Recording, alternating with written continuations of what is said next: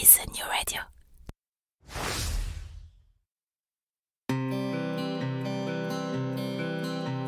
Cela fait partie des choses qu'on n'explique pas. Bien que n'y ayant le plus souvent jamais mis le moindre pied, le Québec nous attire. Et peut-être que c'est votre cas. Peut-être même que, comme des milliers de Français chaque année, vous envisagez sérieusement d'aller y poser vos valises pour quelques mois, pour quelques années, pour toujours, qui sait. Mais si en avoir envie est la condition première pour réussir votre expatriation, c'est aussi, et de loin, la plus facile. Quelles études, quel travail, quelle région, quelles écoles, quelle durée, quid de la santé, quid de ma retraite, quels seront vos droits, mais aussi quels seront vos devoirs. Et au-dessus de toutes ces questions règne la question fil rouge de tout immigré au Québec. Comment obtenir le permis de séjour dont j'ai besoin? Et puis d'abord, lequel est-ce? Au fur et à mesure de votre projet, d'innombrables questions, des doutes, mais aussi des grandes joies et de belles espérances vont vous submerger. Alors, à l'image de ce que Christelle Colling et ses équipes font au quotidien au sein de l'organisme, ce podcast est justement là pour vous aider, pour vous guider, pour vous informer, parce qu'ensemble, on partage le même objectif, Objectif Québec.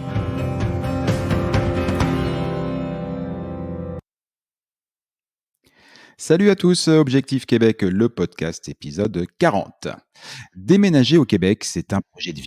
Cela nécessite un engagement, du travail pour se mettre dans le bon état d'esprit et les meilleures dispositions. Des acronymes, beaucoup d'acronymes, des AVE, des CAQ et des permis en tout genre. Déménager, c'est aussi quelque chose d'aussi simple que remplir des cartons et les expédier de l'autre côté du monde. Ça, mais pas comme ça en fait. Croyez-moi, ça vaut vraiment le coup de s'y pencher le temps d'un épisode, d'autant qu'au Québec, vous risquez d'en faire quelques-uns des déménagements. Salut Christelle. Salut Jean-Michel. Tu vas bien? Bah oui, très très bien. Question toute bête pour commencer. Est-ce que Objectif Québec accompagne les familles sur le départ dans l'organisation d'un truc aussi, basique que leur déménagement, fût-il international? Qu'est-ce que t'es poli? Pourquoi tu poses la question alors que tu sais qu'on accompagne pour tous les domaines? Hein? Bah oui, je sais, mais bon, il faut bien que je pose la question.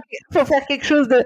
Ben oui, évidemment qu'on accompagne. Alors, on accompagne, c'est pas moi qui fais les cartons et c'est pas moi qui mets dans les containers. Hein. Mais on travaille fort là aussi avec des partenaires en déménagement. Pourquoi? Parce que, comme tous les partenaires, en fait, hein, je peux faire le lien avec les partenaires en général, et on l'a déjà dit, hein, il y a des bons, puis il y a des moins bons, puis il y a des très mauvais, puis il y a même des arnaques aussi, hein, on en voit dans plein de domaines. Et nous, notre travail sur le terrain, c'est de trouver des personnes, déjà des professionnels, des experts dans leur métier, et surtout qui partagent des vraies valeurs humaines, c'est-à-dire qui comprennent ce qui est en train de se jouer pour les personnes qui partent, pour pas juste faire non plus bêtement les choses. Et on le fait dans les déménageurs. Moi, je m'en suis rendu compte au fil des années, c'est pour ça que je peux en parler un petit peu. Il y a de tout en fait. Il y a de tout. Il y a des prix très très bas. Et puis là, en bon français, on aime bien se dire que... c'est bien les prix bas. On a fait 2-3 devis, il y en a un qui est moins cher, donc ça nous plaît bien, et puis d'aller le prendre le moins cher. Oui, mais c'est pas gage de qualité quand même, donc faites attention, hein, c'est pas parce que vous avez un devis moins cher, et j'en profite pour dire faites faire 1 ou 2 ou 3 devis, mais faites attention à ça de votre raisonnement de français, de pas forcément tout de suite dire on en a fait 3, on prend le moins cher, parce qu'il y a plein de subtilités dans les déménagements, et moi je l'ai appris en côtoyant les professionnels, et bien sûr qu'on peut on va aiguiller nous vers des bons professionnels, ceux déjà vers lesquels il n'y a pas de... Alors je dis pas que comme tous les professionnels, hein, il peut arriver des choses, c'est toujours pareil, mais on est sûr que ça va bien se passer, même s'il arrivait quelque chose, qu'il y aurait une prise en charge ou il y aura quelque chose derrière. Donc oui, on accompagne et on dirige vers les bonnes personnes. Et moi, je peux vous confirmer pour l'avoir fait 2 fois dans le sens de l'aller et dans le sens du retour, et en plus en mode Enfin bon, je vous donne le volume, mais on va dire c'était pas un petit déménagement quoi, grosso modo. Ouais, c'est autrement plus compliqué que déménager de Angers à Toulouse, par exemple, même si c'est déjà pas une sinécure. Hein. Mais là, la dimension internationale, toutes les différences auxquelles on n'a pas forcément passé, il n'y a pas qu'un simplement la distance, font qu'il y a plein de petites questions à vous poser et c'est bien d'avoir des gens qui s'y connaissent et qui vous accompagnent. Est-ce que toi, tu as des conseils, à dire un peu pratico-pratiques, d'ores et déjà, qu'on pourrait donner tout de suite? Oui, bah, des fois, il y a des familles qui me disent: «Bah, Christelle, est-ce que le déménagement est obligatoire?» Bah, bien sûr que non, ça c'est propre à chacun. Il y en a qui partent, Mmh. juste, avec leurs valises, c'est rare, mais il y en a qui font table rase en France et puis qui se disent: «On prend des grosses valises et puis on n'y va qu'avec ça». Mais ça, c'est propre à chacun. Il y en a qui me disent: «Christelle, est-ce que, si on n'a que, un tout petit volume, c'est possible? Parce qu'on va peut-être pas pouvoir avoir un container entier». Oui, c'est possible, hein. Vous pouvez très bien avoir que 1 ou 2 mètres cubes parce que vous emmenez, peut-être que les jouets des enfants ou quelque chose, à laquelle vous tenez vraiment et ça peut être un petit volume. Il y a pas de minimum ou de maximum, à prévoir. Après, la question que vous pourrez vous poser, c'est est-ce que vous prenez un container entier pour vous ou est-ce que vous partagez ce container-là? Après, faut, bon, je le disais tout à l'heure, hein, faire des devis pour comparer. Mais il y a des subtilités qu'on ne voit pas forcément quand on est français. Par exemple, choisir une compagnie sous ce qu'ils appellent, là encore, des acronymes, FIDI, parce que c'est un gage de qualité et de protection financière. Donc ça, regardez déjà si les compagnies ont ce petit sigle-là quelque part. C'est un peu une charte supplémentaire de qualité. Euh, Faites attention au forum grand public, mais alors là, ça va pour les déménageurs, mais ça, ça va pour tout. Hein, je le dis, attention, les forums grand public qui partent dans tous les sens. Il y a des choses qu'on peut regarder sur ces devis, c'est le dédouanement. Parce que la plupart des dédouanements se fait à Montréal. Alors, c'est bien, tous les déménageurs le font puisque ça arrive ici. Mais attention, parce que le dédouanement, quand vous allez le faire, il faut que votre présence physique. Et ça se fait en 48 heures. Ça veut dire que si vous êtes au Saguenay, alors oui, vous allez peut-être avoir un devis qui est moins cher. Parce que vous dites, bon, bah moi j'ai regardé, j'ai fait attention, Christelle, à ce que tu m'as dit, c'est un gage de qualité, mais là c'est quand même un peu moins cher. Bon, ils dédouanent à Montréal. Oui, bah sur le papier, c'est simple quand on est à Paris ou à Lyon. Sauf que quand on est au Saguenay, et puis qu'on va vous appeler en disant, bah ça y est, vous avez 48 heures pour dédouaner et venir chercher vos affaires, ça veut dire qu'il faut vous organiser à louer tout de suite une camionnette, à peut-être, si vous êtes en études ou en emploi, à prévenir que vous allez être absent, au moins pendant 2 jours. Parce que du Saguenay, venir à Montréal pour venir dédouaner, bah, une journée pour descendre, une journée pour monter. Donc oui, on a fait des économies, en signant le devis peut-être par rapport à un autre, mais attention où on va se trouver au Québec. Donc il y a certaines compagnies, et moi c'est pour ça que j'affectionne particulièrement celles qui le font. Il y a Armstrong et puis il y en a d'autres, mais dédouanement à Québec et au Saguenay. Parce que déjà, bah, quand vous êtes à Québec, Lévis ou vraiment tout ce coin-là, bah, ça vous permet de ne pas aller à Montréal. Et puis au Saguenay, bah, vous n'avez pas besoin d'aller plus loin. Un dédouanement à ces endroits-là, c'est vraiment là une belle plus-value. Alors comme je sais qu'il y a beaucoup de personnes qui vont en région et pas forcément que à Montréal, bah, faites attention à cette subtilité-là. Elle est vraiment à prendre en compte parce qu'il y a peut-être 2 000 $ de moins, mais enfin, louer Ouais. la camionnette, perdre 48 heures et puis l'essence et tout ce qui va avec, ben, c'est pas sûr que ça soit la fatigue. Donc ça, moi, je trouve que c'est très, très important. C'est vraiment une belle plus-value. Et puis après, bien vous renseigner sur les objets interdits aussi. C'est important, tout ce qui est produits inflammables, combustibles, gaz comprimés, objets de valeur aussi, les batteries au lithium, enfin bon, tout, il faut bien qu'on vous explique si vous avez des objets particuliers. L'alcool, on nous demande beaucoup, est-ce qu'on peut emmener nos bouteilles de vin françaises? Ah oui, c'est possible, mais attention parce qu'il y a des taxes qui peuvent être très, très élevées Ouais. quand vous arrivez. Alors là aussi, il faut pousser un peu. Si vous voulez vraiment emmener votre cave, faites le calcul avant parce que n'est pas sûr que ça vaille le coup. Je confirme. Ouais, Je l'avais fait, ça valait pas le coup. Donc avant de partir, on a organisé une grande soirée entre les amis, vidage de cave, une soirée exceptionnelle. C'était un appartement. C'est ça. Non, mais j'ai déjà eu les questions parce que c'est vrai que les Ah oui. Français, des fois, me disent est-ce que. Faites le calcul, il faut vraiment que ça. Bon. Pareil pour les voitures, des fois, il y en a qui nous disent est-ce que Christelle, on pourra emmener notre voiture? Là aussi, il y a des particularités, faut vous renseigner. Si c'est une voiture qui a plus de 15 ans et puis que ça fait au moins 6 mois que vous l'avez, vous pouvez l'emmener, mais là aussi, il y a des taxes.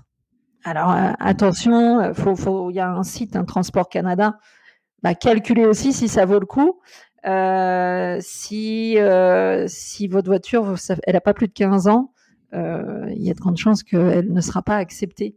Mais regardez aussi si votre voiture va résister au froid, elle. Non, mais il y a toute la corrosion, pas facile. Donc les voitures, faites attention. On nous pose la question aussi sur le matériel électrique. Oubliez le matériel électrique, laissez tout en France. Si j'ai un conseil à vous donner, parce que déjà, c'est pas le même voltage, tout simplement.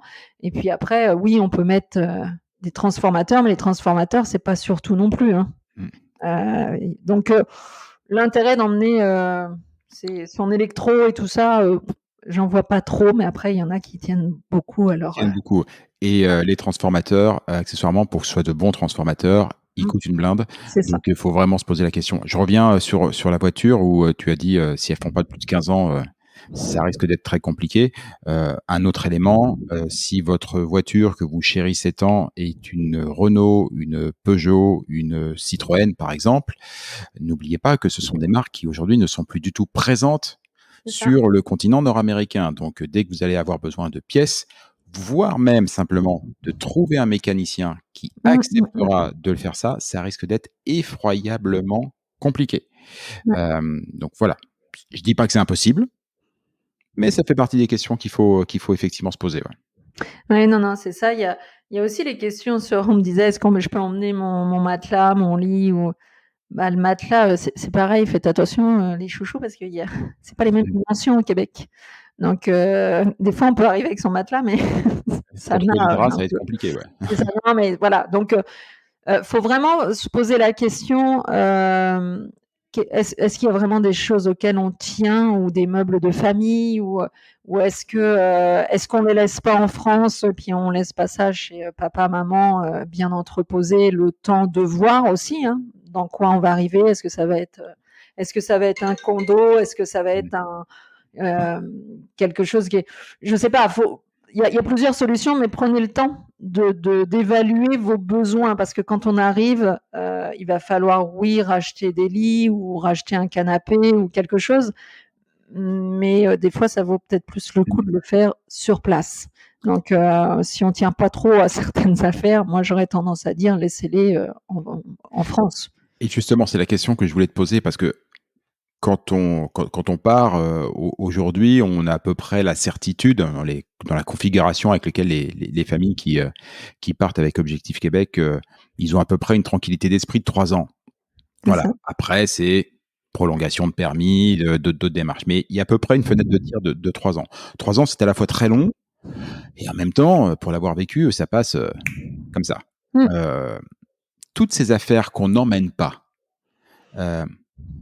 qu'est-ce qu'il vaut mieux faire? Est-ce qu'il vaut mieux s'en débarrasser quand même tout de suite pour déjà ça permet de récupérer un peu d'argent et puis les garde-meubles ça coûte aussi pas mal une blinde, ou quand même c'est bien d'avoir un plan B et de trouver un moyen chez papy, mamie, l'oncle André, n'importe qui pour les entreposer au maximum pour se dire allez, si dans 3 ans on revient, on n'a pas tout à refaire. Ouais, là aussi, c'est une échelle de valeur. Est-ce qu'on tient vraiment à ce qu'on a? Est-ce qu'on est matérialiste ou pas? J'ai envie de vous dire, si vous avez vraiment quelque chose qui vous tient vraiment à cœur, un meuble de famille et tout ça, gardez-le, mettez-le peut-être chez vos parents, chez vos grands-parents en attendant, puis vous allez voir, venir. Après, le reste, on ne vit pas de la même façon au Québec. Vous n'allez pas avoir les mêmes maisons. Vous n'allez pas. Donc, partez plutôt léger. Hein, moi, je pense que la plupart partent avec plutôt 3, 4, 6 mètres cubes, mais pas tellement plus. Hein, parce que justement, ils font beaucoup de brocantes avant de partir, comme je te disais. Ils font beaucoup le tri. Déjà, je pense que ça fait du bien parce que la plupart vendent Bien. leur maison aussi. Donc, de toute manière, il faut vider la maison. Puis ça permet de récolter un petit peu d'argent pour pouvoir justement se dire, bah tiens, on a récupéré ce qu'il nous faut pour racheter les lits ou le canapé en arrivant, une télé. Moi, je pense que c'est pour ma part et c'est personnel, c'est une bonne solution de le faire comme ça. Mais après, je peux comprendre qu'il y en ait qui aient besoin de garder certaines choses. C'est très clair. En intro de cet épisode, je disais que des déménagements, vous risquez d'en faire souvent au Québec. Et c'est à ce moment-là, Christelle, que je crois qu'il faut qu'on leur parle du 1er juillet. Ah oui, le 1er juillet. C'est une bonne question, mais toi tu l'as vécu en direct. Oui, parce que la question des Français, souvent, c'est est-ce qu'on peut déménager que le 1er juillet? Oui. Eh ben non. On ne... Ah. C'est très particulier. Voilà. On peut effectivement déménager n'importe quand. Voilà. Sauf que, déjà, c'est pas toujours vous qui décidez de déménager. C'est-à-dire que les rapports entre les propriétaires et les locataires ne sont pas tout à fait les mêmes. Les baux sont beaucoup plus courts. On va dire que le propriétaire a quand même un petit peu plus de facilité. Voilà. Et puis, c'est culturel. C'est culturel. Au Québec, on déménage le 1er juillet. C'est comme une fête. C'est le jour des boîtes. Ouais, c'est le jour des boîtes. Et donc, si vous êtes locataire, il y a des chances que régulièrement, au cours de votre parcours, vous soyez amené, vous aussi, à déménager un 1er juillet. Et ça a l'air de rien comme ça. On se dit, bon, ok, il déménage le 1er juillet. Vous n'imaginez pas le bordel que c'est le 1er juillet. Déjà, il faut trouver les déménageurs. Ils sont tous 1 mois et demi avant, c'est fini, ils sont bookés, ils peuvent plus. Mais vous devez partir le 1er juillet. Donc, il faut s'y prendre à l'avance. Ce jour-là, comment dire, il faut être assez souple sur les pattes arrière pour reprendre un petit peu l'expression d'un des précédents épisodes, parce que ça part dans tous les sens. Mais il y a aussi un truc super. Si vous aimez les brocantes, c'est ça. Le 1er juillet, c'est aussi le jour de la brocante, parce que le nombre de personnes qui vont déposer des lits, des affaires, parfois même de l'électroménager sur le trottoir, parce qu'ils n'ont pas la place, ils n'ont pas le véhicule, ils n'ont pas la camionnette, ils peuvent pas le déménager, donc ça reste là et tout, et vous n'avez plus qu'à vous servir. C'est un jour très particulier. Franchement, il faut le vivre le 1er juillet, et là, quand on parle des différences culturelles, on est à fond dedans. Ils savent tous que c'est un non-sens. J'en ai discuté avec plein de Québécois. C'est un non-sens, mais c'est leur non-sens. C'est culturel. C'est ça. voilà, C'est vraiment une fête. C'est une fête culturelle. Voilà, c'est ça. C'est inscrit, c'est là, c'est inscrit, et on s'en fout du bordel, et on s'en fout si c'est chiant, non, c'est là, et puis justement, tout le monde en parle, tout le monde le sait, tu lis tout ce que tu dois lire sur le Québec, et on te parle du 1er juillet, donc c'est vraiment une fête culturelle, et je trouve ça extraordinaire. C'est une fête culturelle parce que c'est aussi une journée de solidarité. C'est-à-dire que forcément, vous avez vos voisins que ça déménage de toutes parts. Vous ne déménagez pas ce jour-là. Donnez un coup de main. Spontanément, on donne un coup de main. Voilà, ça se fait comme ça. Spontanément, vous passez dans la rue, vous passez avec une poussette parce que vous avez votre enfant dedans. Il y a quelqu'un qui est en train de déménager et qui va vous arrêter en disant « Ah, ça vous intéresserait pas que je vous donne des affaires, des machins, des trucs ?» Voilà, c'est une journée d'échange, une journée de solidarité, une journée de bordel intense. Parfois un peu de stress et de pas mal de mal de dos. Après, bon, soyons honnêtes, il y a aussi pas mal de pizzas livrées et de bières qui sont avalées ce jour-là. Mais c'est une journée assez... moi, je trouve ça... Ouais, je trouve ça beau, oui, bien sûr, quand tu dois déménager, et puis tu as ton moment de galère et tout ça, mais c'est beau pour un... je dis pas à dire pour un pays, mais quand même, pour le Québec, je trouve ça beau. C'est une belle... un beau entre-deux. Tu sais, il y a quelque chose qui se passe là, c'est marqué, et je trouve que c'est chouette. Le déménagement, c'est aussi un des marqueurs, un des points identitaires du Québec. Étonnant, non ? Merci beaucoup, Christelle. Merci, Jean-Michel. À très bientôt. Ciao, ciao.